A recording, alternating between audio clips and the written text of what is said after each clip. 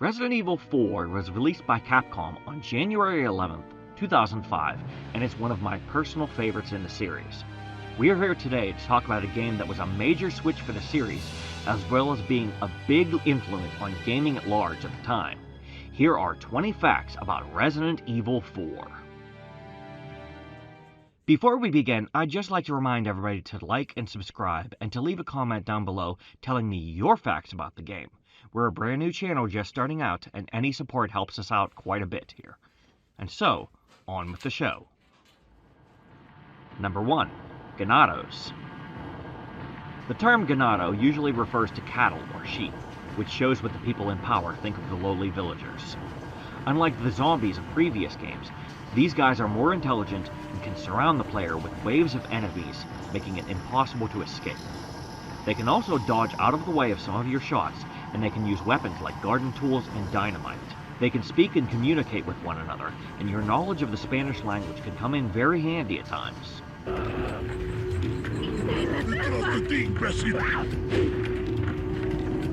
Number 2.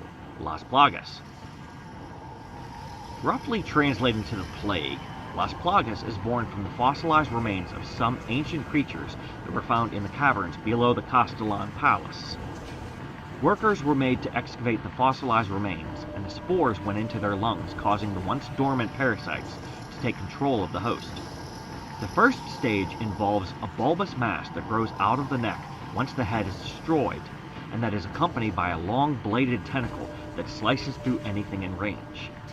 The second stage features a large snake-like head that sticks out from the neck and can bite off a human head in a single chomp. The third stage of infection results in a small spider-like creature that stays connected to the body until it is destroyed. Then it breaks free and continues to attack the player. The simplest solution for dealing with any of them is to throw a flash grenade, which will cause any variance of the parasite within range to explode. Number 3. Los Illuminados. Los Illuminados is a religious cult operating out of Valdolobos, Spain, who uses Las Plagas to gain the loyalty of nearby villagers, creating an army of slaves willing to throw down their lives for their leader Osmond Sadler. Sadler uses his influence over the heir to the Castellans, Ramon Salazar, and convinced him to excavate the fossilized Las Plagas. Sadler would mastermind the kidnapping of the president's daughter, Ashley Graham, who would then be infected with the parasite in hopes that she would return home while staying loyal to her master. Number 4. Ashley Graham. The president's daughter, who's been injected with a parasite egg, Ashley becomes the responsibility of the player to protect for a large portion of the game. She has her own health bar and can be given health items and upgrades if you can spare the resources. If she dies, it's game over. If one of the baddies grabs her and carries her through a nearby door, it's game over. Yes, that even counts if it's the door that you are currently headed for anyway. I don't understand that. You can give her commands such as wait and follow, and you can occasionally tell her to hide someplace where she will be completely safe. She does a pretty good job of staying behind you and keeping out of your line of sight. Well, usually.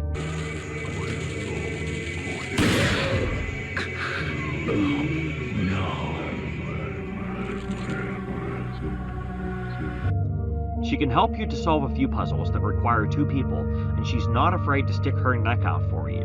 Just make sure that you return the favor. You also get to control Ashley at one point where, due to your lack of weapons, makes it one of the scariest parts of the game. Number 5. The Merchant. He's never given a backstory in the original game, but this guy will quickly become your best friend as he sells you weapons and upgrades on your quest, assuming you've got the coin.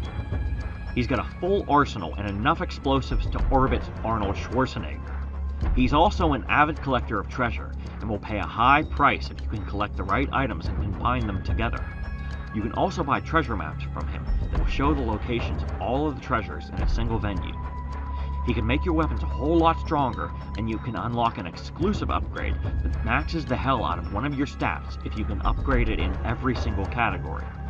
He doesn't sell you ammo, but he will refill your guns if you have him increase your maximum ammo count, so always be sure to visit him before you reload your guns. You can buy first aid sprays from him if you're having difficulty, and if something is really giving you a hard time, he sells a one-time use rocket launcher that can obliterate just about anything in the game.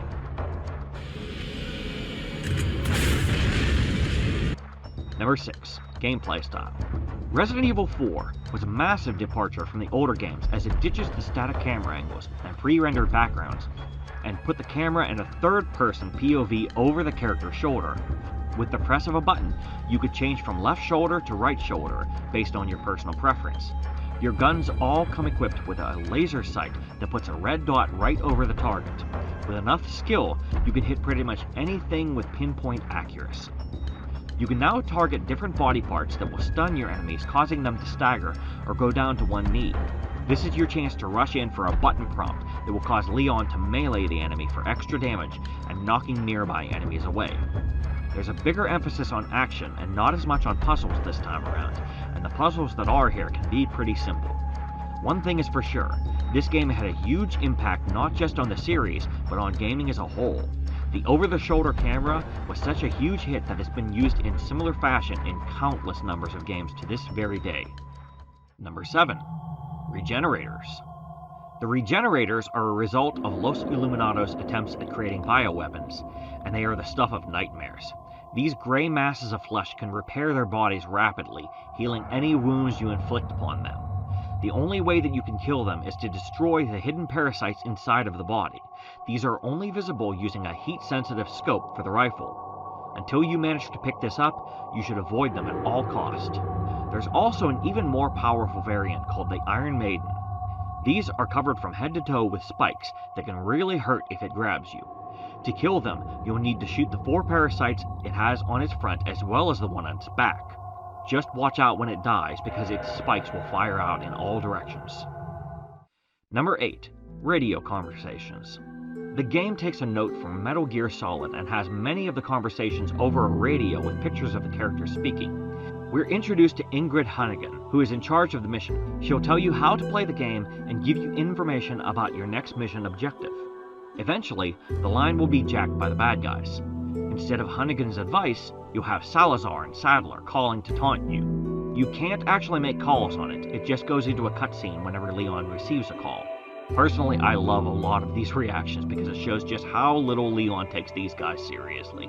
I've sent my right hand to dispose of you. Your right hand comes off? Say whatever you please. Die, you worm! Number 9. Early versions. I could make an entire video just talking about the early builds of this game before it was finally released. One version involved a white-haired protagonist with a sword running around a castle. The developers felt that it was too different from the franchise, and developed this idea into its own game, Devil May Cry. There were also videos and screenshots of the game that showed off some very different gameplay and atmosphere. One build was referred to as the Castle build, and another was called the Hookman build, due to the appearance of a ghostly man with a hook that would stalk the players. The story would involve Leon being infected with the virus, and some versions would have him hallucinating as a result. Some of these ideas, such as the suit of armors that attack, were eventually used in the final versions of the game. Number 10. Leon's Knife. Leon starts the game with his knife, and this is going to be one of the most important pieces of your arsenal until pretty much the end of the game. You can hold down the left bumper and it will arm the knife. You can swing it at enemies as they get close to you, or you can really put a hurt on some Ganados when they're on the ground. Getting good with this thing will save you a lot of ammo. It's also handy against bosses, where stunning them will bring up a button prompt, where you can get in some extra damage against them and save some ammo. Number 11. Crows. Crows have been a staple to the series going all the way back to the first entry. Here, they're less of an enemy and more of a blessing in disguise. Killing them can yield ammo and gold, but the sound of the gun usually scares them off if they're in a big group. If you throw a flash grenade at them, you will kill every last one of them. This is a great way to stock up on supplies anytime you find them gathering. Number 12. Novistadors. These insect-like creatures can be deadly due to their ability to camouflage and become nearly invisible. If you pay attention, you can hear them splashing through puddles, and their glowing eyes are always a dead giveaway. That doesn't make them any easier to deal with, as they are tough to kill and love sneaking up on you. Things can also get bad pretty fast when you make your way into their nest. Don't let them overwhelm you if you want to escape. Killing one of these often drops a colored eye of either red, blue, or green color. Number 13. Eggs. Throughout the game, you can find eggs that come in white, brown, and gold. They might not seem like anything until you realize that they can restore your health a little, depending upon the color. White eggs will give you a bit of health, brown ones give you a decent boost, and gold eggs can completely restore your health. There are a few ways that you can obtain them. First of all, there are chickens roaming around the farmland that can randomly leave an egg behind for you. Next, there are the snakes that hide inside of wooden crates. They'll leap at you, causing a small amount of damage, but you can get an egg from them when they die. There is also a chicken egg that will always be available inside of the oven of one of the villagers' homes. They will only take up one block of the item screen, so you can keep a bunch of them on hand without taking up a bunch of space. Number 14. Adaptive difficulty. The game uses a hidden difficulty measure that makes sure that the game never becomes too easy or too hard.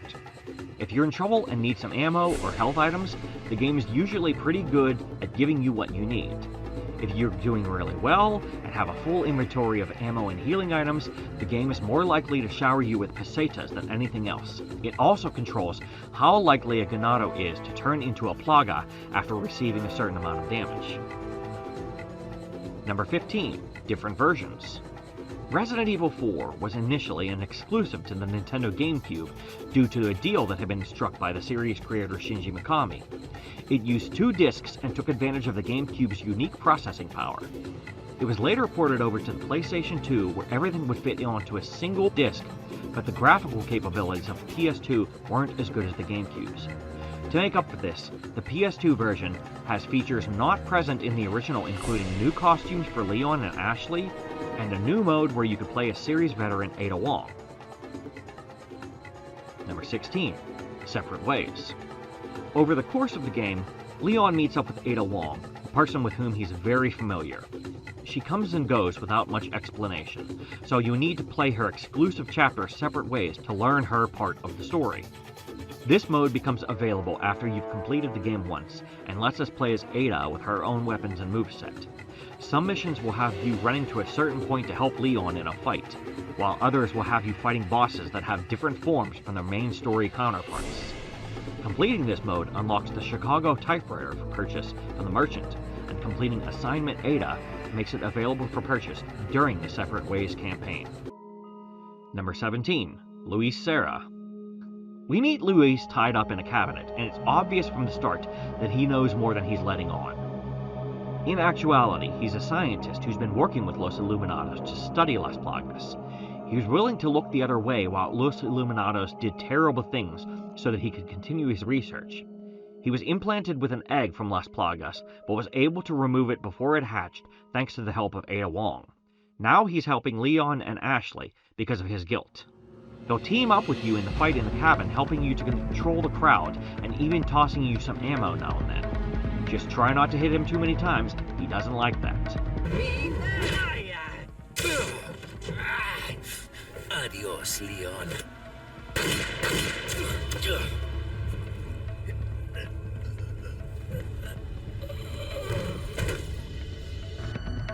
Luis had agreed to give Ada a sample of Plaga in exchange for helping to get away from Los Illuminados. Before he could deliver the sample, he was killed by Sadler, who then came into possession of the sample. Number 18. Jack Krauser. Krauser only appears in a few chapters in the game, but he makes one hell of an impact. He's worked with Leon on a previous mission called Operation Javier, and it was he who kidnapped Ashley in the first place. He keeps up appearances that he's working with Ada, but in reality he's given himself over to the Plaga and follows the orders of Sadler. We first face off with him in a sequence that utilizes quick-time events to simulate a deadly knife fight between the two professionals.